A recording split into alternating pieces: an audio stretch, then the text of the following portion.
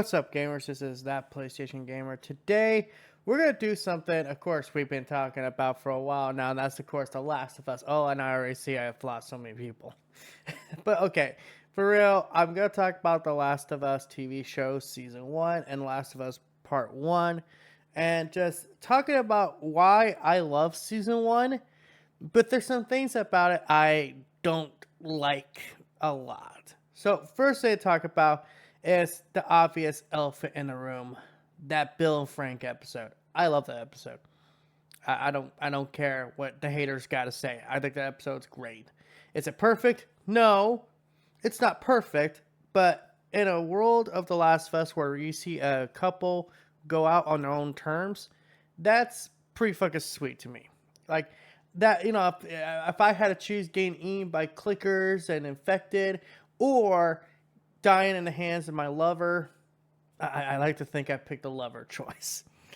And I think why that works so well for me is because it was different from the games. Now, the games, I mean game. You get my point.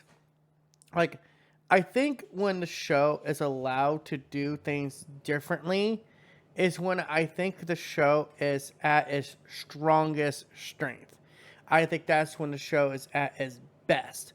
Like, don't get it wrong, don't get twisted. They still do a very good job at adaptating the story of The Last of Us 1.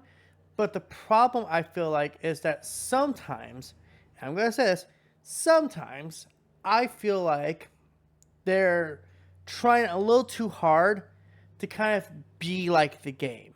So, for example, and I'm going to show these clips, but I'm not going to play them. Mostly because, copyright claim and all that stuff. But I'll show you guys. There's a scene with Joel and Ellie. We all know the scene. It's the one where they get very real with each other.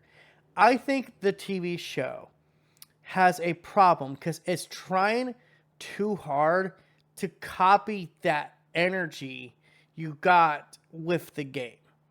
And I think there's a legit argument to be made that this is a weaker version of this scene. While the game, in my opinion, does it perfectly. Because the game had built up to that point. We got to that point.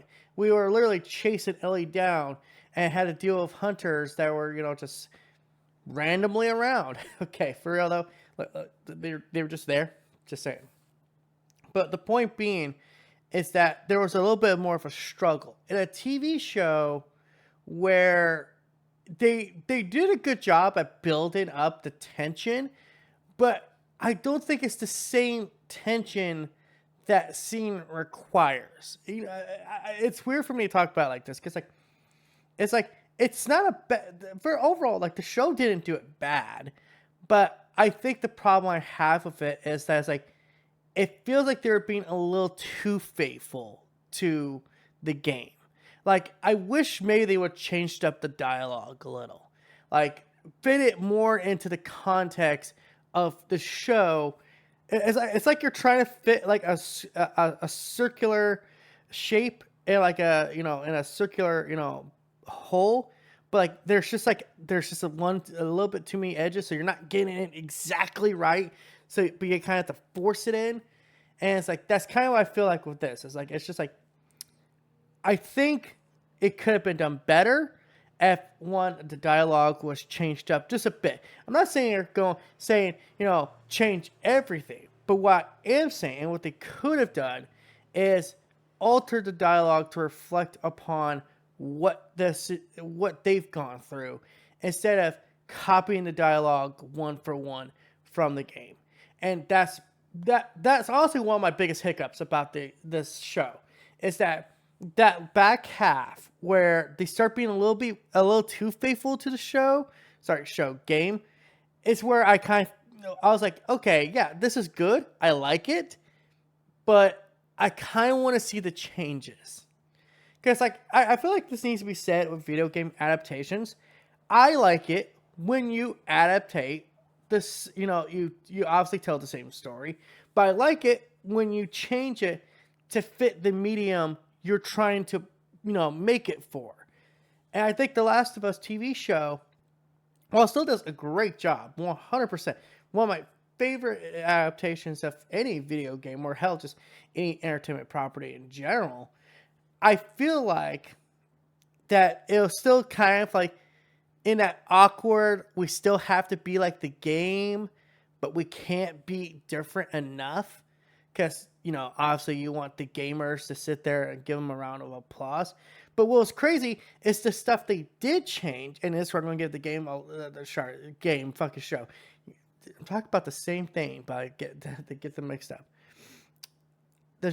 When their show is really good, in my opinion, it's when they've altered or changed the things from the game. Now, granted, I'm coming from the perspective of someone who's played the original Last of Us more times than I care to admit. Like, legit, I think I have played this game at least over 15 times. And, that's across generations. The PS3 version, PS4, PS5. I've played it. It's a game I absolutely love. I make it a point every year to replay it and find something new I love about it. But it's like, at the same time, I kind of want something different. I wanted something that was like, hey, it's still the same core fundamental story, but it's a little altered. And what they did is some of these changes, I think, are fucking brilliant.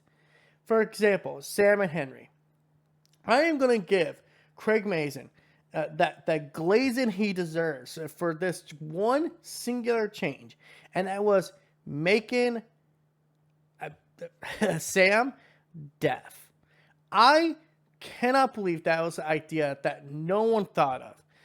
Because the idea of Sam and Henry's relationship is supposed to be they are very lenient on each other. They kind of need each other. Sam needs Henry to be like, this ideal of strength thing, like, hey, my big brother says if we could get through this, we're going to get through it. And Henry needs Sam to survive because it's what he's basically banked his entire existence on being on. So making Sam deaf is actually a stroke of genius because the dependence on Henry is even more. And it's crazier when you put it in context. Like, not a lot of people are going to know sign language. So the very few people Sam can communicate with are either Henry or Ellie, which I'm going to point out, I did think it a little weird. Ellie knew a little bit of sign language, but then again, in The Last of Us world, I'm assuming, maybe she took an alternative class. I don't know, just something that just casually she got interested into. So I really like that change. I also like the changes with just the whole Kansas story. And listen, I know a lot of people didn't find the big bad there intimidating, but that's kind of the point. She's not intimidated. She's just this girl who just happened to get into power. She just happened to have her brother, the one, get killed that everyone liked. And I do like how they take these characters and they put them in a TV show that works. And the video game didn't have that. These were faceless people. It wasn't even in the same city, funny enough. But it works because they're trying to show like this mirror of what the Fireflies could end up being at some point. And they do a pretty damn good job, in my opinion. Now, I'm not going to sit here and say they did a perfect job. They didn't. But it's like, overall, still pretty damn good. Then, of course, we got to talk about the thing I just dread talking about because I think it's idiotic. And I think anyone that's still hung up on this shit needs to grow the fuck up. Bella Ramsey playing Ellie. I think, first off, do I think Bella Ramsey is better than Ashley Johnson? No. And to be fair, and I'm going to say this right fucking now, I think it's hard to top Ashley Johnson playing the same character. The reason why is because a lot of Ashley Johnson is in that performance as Ellie. That there is so much of her in that performance. That's why she is so tied to that character. I think that's why it's hard to disassociate her from Ellie. Now listen, Bella Ramsey did a fantastic job. She did a great, fantastic job with what she needed to do. And there are scenes where I think her version of Ellie is pretty damn cool. Like, there are scenes where they're not in the game. And I think that's when Bella can really elevate the character for that version. Because, like, it kind of goes all back to, like, that scene where it's like, you're trying so hard to tap into what Ashley Johnson was doing, but it's like, you weren't hitting the same mark. But I hope in season 2 that we get to see more stuff that we didn't see in The Last of Us Part 2. So that way, Bella Ramsey has a chance to actually flex her acting muscles. But of course, it wasn't her acting ability people had problem with. No. People had a problem with her looks. And I am befounded by how stupid that is. So you're telling me this actor could be the top tier actor, the best performance you've seen all day when you're casting, but because she doesn't look like the character, you're not going to hire her. Even though this is a acting gig. This isn't a modeling gig. This isn't even like a mocap, like a freaking Barbie doll scan or anything. This is a acting job. You need the best actor for the job. And people wouldn't hire her because she didn't look like Ellie. People wouldn't hire her because she doesn't look intimidating, according to some, when The Last of Us 2, Part 2 posters were coming out. And I sit there and go, wow, that is such a ignorant and profoundly stupid thing to say. Because then, at the same time, Pedro Pascal, he doesn't look like Joel. For real. Like, him and Joel do not look like each other. Maybe you could argue, like, in a kind of different way he looks like Joel. But, like, people gave him a pass because, hey, he's a credible actor. He was in The Mandalorian. He was in Narcos. We all love that. Bella Ramsey was in Game of Thrones playing a supporting character that I probably at most 20 minutes of screen time. It's like, yeah, he's an actor who's got years on the job. She's just gotten into it. So why are you guys lambasting her, but you're not lambasting him? Because he doesn't look like Joel. But again, people are willing to give him a pass. It's just, yeah.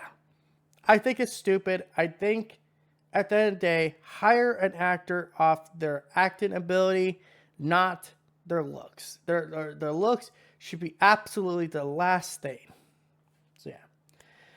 That's my thoughts on The Last of Us Season 1. I think it's a good season. I think it's the best adaptation I've seen, but it's not a 10 out of 10. I think it'd be more in the realm for me of a 9 out of 10 or 8.5 if I'm allowed to use that. Mostly because I do think there are scenes that are a little too, like, trying to be one-to-one of the games. And I do think, those last half episodes just go by a little too fast. But then again, I do like those episodes. They're still good. They're still very good television. And it's just like, yeah, they're just not as good as the first half, but whatever. So let me know what you guys think of The Last of Us Season 1 in the comments section. And are you excited for The Last of Us Season 2? I definitely am. Obviously, I'm the Last of Us guy, so let me know in the comments section below. And thank you guys for watching. Don't forget to like, comment, subscribe, and all that YouTube other than BS. Bye.